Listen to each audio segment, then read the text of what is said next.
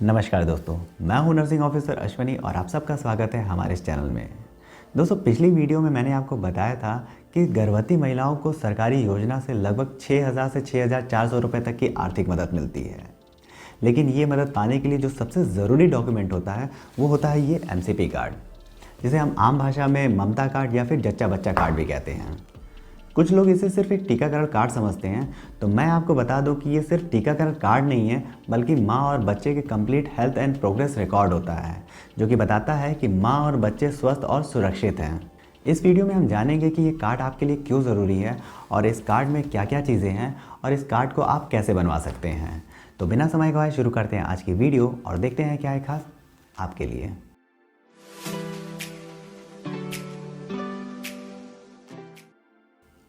सबसे पहले हम समझते हैं कि MCP कार्ड यानी mother and child protection card की आपको ज़रूरत क्यों है। इसका जो सबसे पहला कारण है कि इसमें माँ के सेहत और बच्चे के विकास का पूरा रिकॉर्ड होता है, जिसे हमें पता चलता है कि माँ को कब कौन सा टीका लगना है, उसका हीमोग्लोबिन, शुगर और BP क्या चल रहा है, कब उसका कितना वज़न बढ़ रहा है और माँ को प्रेगनेंसी के दौरान क्या क्या कॉम्प्लिकेशन हो रहे हैं, ये सारी जानकारियाँ। इसके अलावा बच्चे को कब कौन सा टीका लगना है, किस उम्र में उसका कितना वज़न बढ़ा है, ये सारी जानकारियाँ हमें MCP कार्ड से पता चलती है। दूसरा जो सबसे बड़ा कारण है वो ये कि सरकार द्वारा जो भी योजनाओं का लाभ गर्भवती महिलाओं को दी जाती है, जैसे कि प्रधानमंत्री मातृ वंदना योजना, जननी सुरक्षा योजना, वो इस कार्ड के आधार पर ही दी जाती है। अगर आपके पास ये कार्ड नहीं है तो आपको इस योजनाओं का लाभ नहीं मिल सकता है। तीसरा कारण है कि अगर मान लीजिए किसी कारण से आपको दूसरे अस्पताल या दूसरे शहर में जाना पड़ रहा है और किसी नए डॉक्टर को दिखाना पड़ रहा है, उस समय ये MCP कार्ड आपके बहुत काम आता है। आपको बस उस डॉक्टर को ये MCP कार्ड दिखाना है, जिससे वो आपकी प्रेगनेंसी का पूरा स्टेटस जान लेते हैं और आपको कुछ भी डिटेल में बताने की ज़रूरत नहीं पड़ती है। अब दोस्तों, हम MCP कार्ड को देखते हैं और समझते हैं कि इस MCP कार्ड में क्या क्या चीज़ें हमें देखने को मिलती हैं। इसमें जब सबसे पहले पेज पे हम देखते हैं तो यहाँ पे कुछ सरकारी योजनाओं के बारे में बताया गया है, जैसे कि प्रधानमंत्री मातृ वंदना योजना, जननी सुरक्षा योजना और ऐसी बहुत सारी योजनाएं जिसका लाभ जो है गर्भवती महिलाएं ले सकती हैं। इसके बाद जब हम अगले पेज में देखते हैं तो यहाँ पे गर्भवती महिलाओं का जो है वो डिटेल लिखा जाता है, जैसे कि उनके नाम, उनका उम्र, उनके हस्बैंड का नाम, पता और एक बहुत इंपॉर्टेंट चीज़ होता है वो होता है ये MCTS नंबर या RCH नंबर, जो कि आपको अपने सरकारी स्वास्थ्य केंद्र या फिर आंगनबाड़ी केंद्र पर मिल जाता है। ये दोस्तों, ये रजिस्ट्रेशन जो है आप ज़रूर से करवा लीजिएगा और इसमें नंबर ज़रूर डलवा लीजिएगा, क्योंकि ये बहुत इंपॉर्टेंट चीज़ होती है।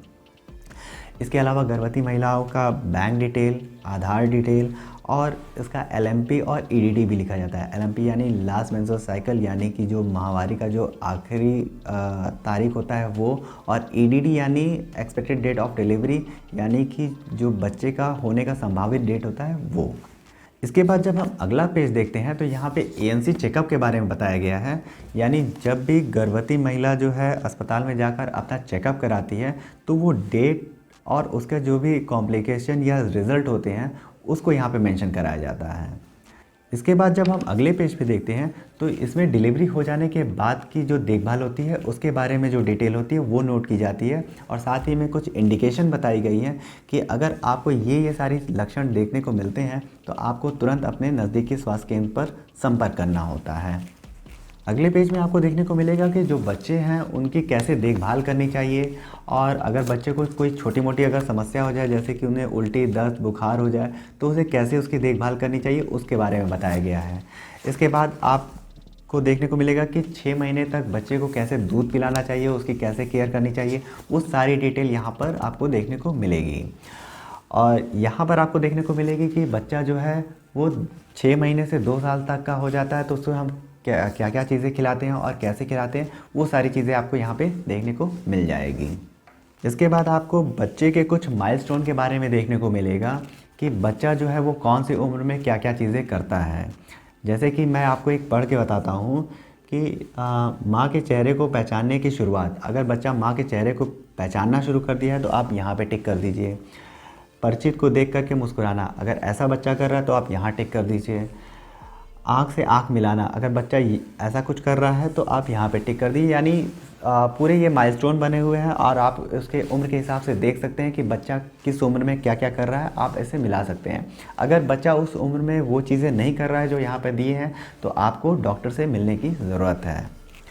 इसके बाद आपको एक बहुत ही इम्पॉर्टेंट चीज़ देखने को मिलेगा इस पेज पर। यहाँ पर बच्चे के उम्र के हिसाब से उसका वज़न जो है वो रिकॉर्ड किया जाता है। अगर बच्चे का वज़न जो है वो ग्रीन लाइन पर है, इसका मतलब कि आपके बच्चे का वज़न अच्छा है। अगर येलो लाइन पर है यानी वो जो है वो बॉर्डर लाइन है, और रेड लाइन पर है यानी आपका बच्चा जो है वो अंडर वेट है। इसमें लड़कियों के लिए अलग होता है और लड़कों के लिए अलग होता है।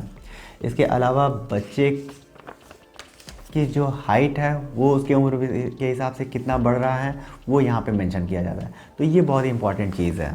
इसके बाद आपको जो अगली जो ख़ास चीज़ देखने को मिलती है वो ये वैक्सीन शेड्यूल देखने को मिलता है, जिससे हमें ये पता चलता है कि बच्चे को कब और कौन सी वैक्सीन लगनी है।